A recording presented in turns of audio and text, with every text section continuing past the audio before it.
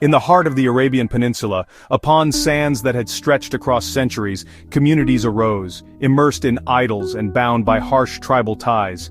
In this worn-out landscape of time, a new light was born, a man who did not come to rule a kingdom, but to guide humanity to pure worship, justice, and morality.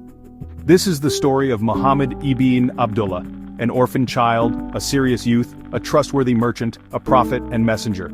From a cave of contemplation to a message that shook the hearts of nations, from Makkah to Medina, from mockery and persecution to a state founded on enduring principles. And we have not sent you except as a mercy to the worlds.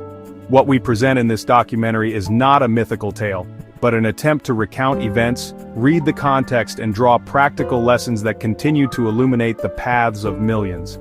Join us now, chapter by chapter from birth to farewell, as we uncover how a life unfolded that left an everlasting mark on history. Chapter 1, Before Birth, the Dawn of Light in the Age of Darkness. Before the light of Muhammad shone, Arabia was the stage of a society torn apart by tribalism. The hour of birth was near. Before the light of Muhammad shone, Arabia was the stage of a society torn apart by tribalism, a land oscillating between poverty and wealth, ignorance and wisdom, mercy and cruelty. Before the light of Muhammad shone, Arabia was the stage of a society torn apart by tribalism, a land oscillating between poverty and wealth, ignorance and wisdom, mercy and cruelty. In Makkah, the sacred house of God was surrounded by hundreds of idols, each tribe with its own deity, each deity with its own ritual, until the monotheism of Abraham and Ishmael, peace be upon them, had been lost. In the marketplaces, poetry gatherings were held, disputes were settled with the sword, and at times girls were buried alive, a horrific practice known as female infanticide. Makkah's economy thrived on trade, its caravans cutting across deserts toward Syria and Yemen, carrying perfumes, fabrics and gold, but also pride in lineage and sharp divisions between rich and poor. Around them, the great powers, Persia and Rome, were locked in constant conflict. The peninsula remained outside imperial control, yet was influenced by their cultures and religions. Pride in lineage and sharp divisions between rich and poor marked life in the city. In the marketplaces, poetry gatherings were held, shaping honor and memory. At times girls were buried alive, an atrocity that some tribes practiced. In the year known as the Year of the Elephant, when Abraha al-Ashram marched to destroy the Kaaba with a mighty army and an elephant, God protected his house with flocks of birds. In that year, a light would soon be born in Makkah. Amid this spiritual and social chaos, there were those who, unconsciously, awaited a change that would tip the scales. The hour of birth was near. The hour of birth was near. In the year known as the Year of the Elephant, there was born in Makkah the noblest of mankind, Muhammad ibn Abdullah.